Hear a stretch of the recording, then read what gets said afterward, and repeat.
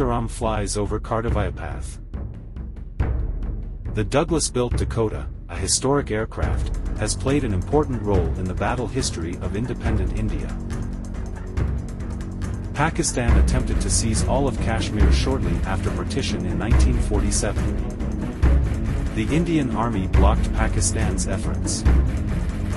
On October 26, 1947, India started its military operation. The IAF Dakotas landed at Srinagar Airport, carrying a select group of soldiers from the Sikh regiment.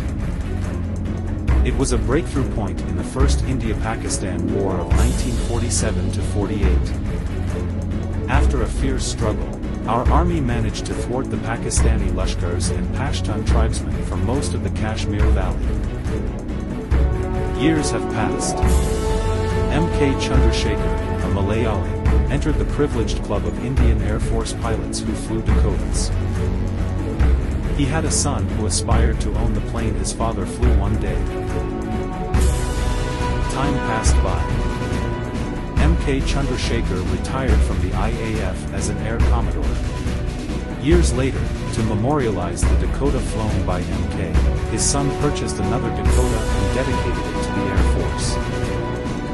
He bought a scrap Dakota DC-3, totally refurbished it, made it flyable, and turned it over to the Indian Air Force. Parsuram. That was the title he gave the aircraft when he dedicated it to the country on February 13, 2018, during a ceremony in Ghaziabad. Dakota is part of my early recollections. My father flew it all across the nation. Today, my father's forever dream is blooming, he remarked. Parsuram took off from Indian Air Base into the horizon, blasting through the morning mist.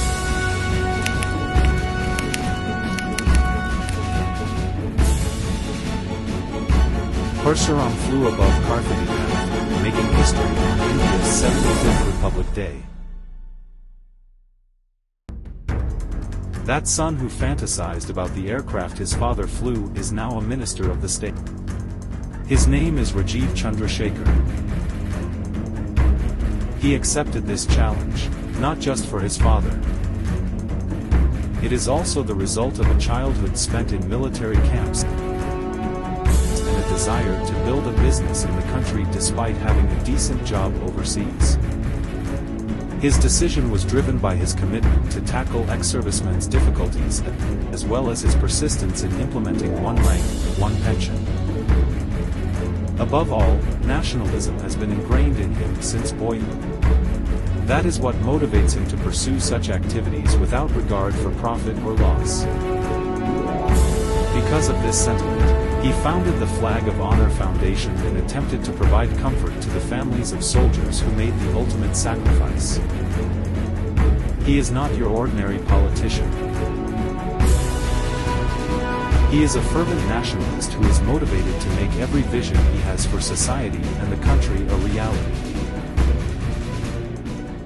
That's Rajiv Chandrasekhar.